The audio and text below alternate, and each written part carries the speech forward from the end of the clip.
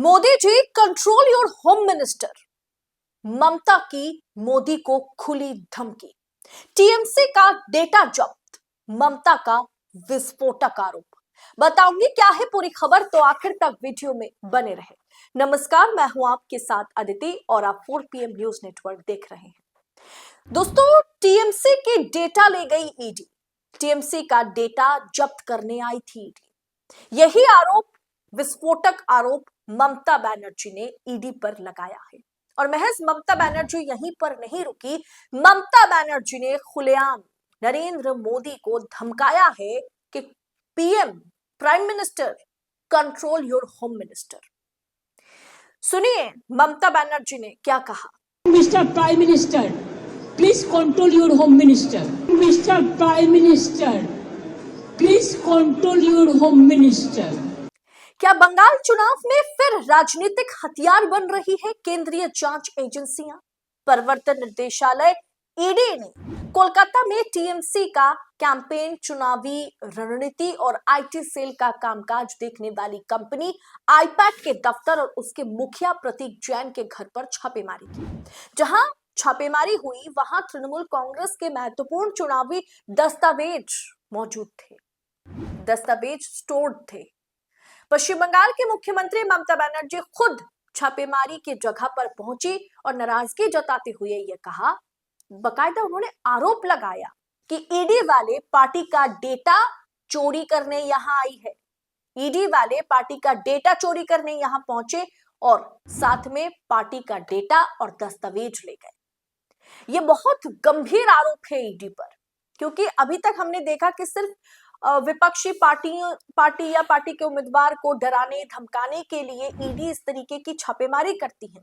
लेकिन इस बार का जो हमला है और ऐसी जगह पर हमला किया गया है, आईपैक दफ्तर में जो हमला हुआ, ईडी ने जिस तरीके की कार्रवाई की, उससे यह खबर निकल के आ रही है कि टीएमसी पार्टी का डेटा, दस्तावेज सब कुछ वहीं पर मौजूद थे। और दस्तावेज, डेटा तो ईडी लेकर के जाएगी ना, मशीनें जब्त करेगी, मशीनें लेके जाएंगी। अब दोस्तों आप खुद ही बताइए कि वो किसके लिए काम करती है ईडी, और ये सारा का सारा जो डेटा, दस्तावेज, मशीनें जब्त हुई है, वो किसके लिए काम आएगा? जानते हैं आप, बीजेपी के लिए। अब ममता बनर्जी ने ठीक क्या कहा। ईडी की छापेमारी को लेकर के मोदी शाह को जिस तरीके से ममता बनर्जी ने आड़े हाथों लिया है, खास करके अमित शाह को, सुनिए एक बार ममता बनर्जी ने किस लहजे में कहा है कि prime minister, control your home minister. सुनिए ममता बनर्जी को। चुनाव का स्ट्रैटेजी पूरा छीन के लिया, एक क्राइम है। अगर आप हमारे साथ लड़ने नहीं सकते हैं तो अब क्यों हम बंगाल में आते हैं? आप हिम्मत से काम लो, आप लोकतंत्र पुलिस प्रोसेस में जीतो। आप एजेंसी लगा के हमारा पेपर लूट करते हैं, करते लूट, बोलते झूठ। हमारा पेपर लूट करते हैं, हमारा स्ट्रैटेजी लूट करते हैं, हमारा डेटा लूट करते हैं, हमारा वोटर लूट करते हैं, हमारा बंगाल को लूट करते हैं, हमारा भाषा को लूट करते हैं। क्या है आप लोगों के लिए भविष्य? इससे और भी खराब होगा। जितना भी सीट आपको मिलना चाहिए था, इससे तो अब जीरो में आ जाएगा। I am sorry mister Amit Shah and mister prime minister, please control your home minister. दोस्तों, ममता बनर्जी ने यह भी बताया कि चुनावी काम से जुड़ी मैटर के लिए ममता बनर्जी ने पहले आईपैक हेड प्रतीक जैन को कॉल किया, तो ममता बनर्जी को पता चला कि फोन जो है वो प्रतीक जैन ने नहीं बल्कि ईडी ऑफिसर ने रिसीव किया। ईडी ऑफिसर ने उठाया, तब ममता को पता चला कि आईपैक दफ्तर में ईडी की छापेमारी शुरू हुई है। तो ममता बनर्जी सिर्फ अपना डॉक्यूमेंट्स, अपनी पार्टी के जो मतलब कॉन्फिडेंशियल चीजें हैं, दस्तावेज है, उसे बचाने के लिए ममता बनर्जी भागती हुई आईपैक दफ्तर पहुंची। और उसके बाद क्या हुआ आप जानते हैं, लेकिन ममता बनर्जी के मुंह से खुद सुनिए कि उन्हें कैसे पता चला कि आईपैक पर ईडी की छापेमारी शुरू हुई और ममता बनर्जी ने कैसे अपने दस्तावेज को बचाया है। सुनिए ममता बनर्जी के मुंह से। Sometimes I give a ring to them. because every day the development regarding our program, we talk each other by phone. So suddenly I was not aware this fact. So when I just gave a phone call to him, then I have seen that the ring is going on, but nobody is picking up the phone. Then I questioned what happened, why he is not picking up my phone. Then I came to know that his phone is not with him.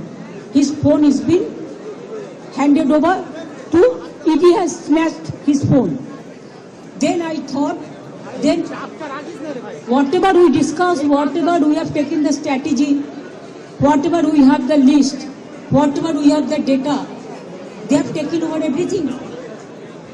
So if my agency and my people are in trouble, it is my duty to see how they are and what happened actually, why they attacked our party matters.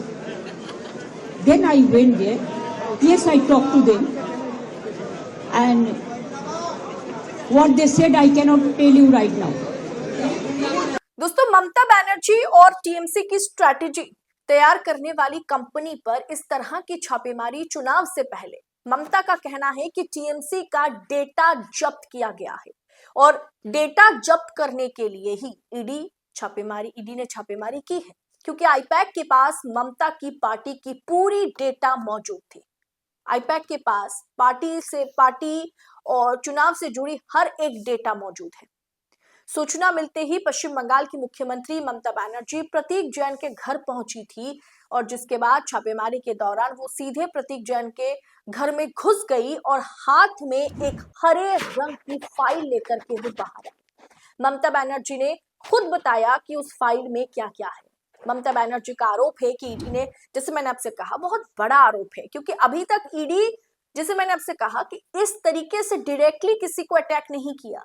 डराने, धमकाने, परेशान करने, चुनाव से हाथ धोने के लिए तमाम लोगों के साथ बदतमीजी की गई। लेकिन यहां पर ईडी ने आईपैक प्रमुख के घर पर छापेमारी के दौरान टीएमसी का आंतरिक, यानी जो इंटरनल डेटा है, उसे जब्त करने की कोशिश की, ऐसा ममता बनर्जी का कहना है।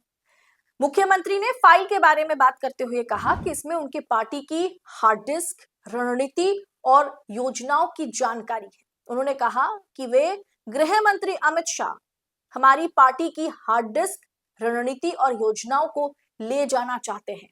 आगे सवाल किया कि क्या रणनीतिक दलों के दस्तावेज एक तरीके से एकत्रित करना ईडी का अब काम रह गया है? ममता बनर्जी ने यह सवाल पूछा। उन्होंने प्रतीक जैन के आवास पर हुई छापेमारी को राजनीतिक रूप से प्रेरित और असंवैधानिक बताया। अब उसके बाद उन्होंने यह भी कहा कि काइंडली, उन्होंने कहा है कि prime minister control your home minister, अपने होम मिनिस्टर को कंट्रोल कीजिए, संभाल लीजिए, वरना हम भी नहीं छोड़ेंगे। यानी चुनाव से पहले भाजपा के भीतर किस तरीके का डर का माहौल है। वो पश्चिम बंगाल किसी भी सूरत पे एन प्रकरण जीतना चाहती है भाजपा, और उसी के लिए क्या ये छापेमारी करवाई गई? क्या टीएमसी का डेटा जब्त कराने की कोशिश हुई थी? फिलहाल दोस्तों, इस पर से पर्दा धीरे धीरे हटेगा। फिलहाल इस अपडेट पर आपकी राय क्या है, कमेंट बॉक्स में बताइएगा। इसी तमाम अपडेट के साथ आपसे फिर होगी मुलाकात। बहुत बहुत शुक्रिया। जय हिंद, जय भारत।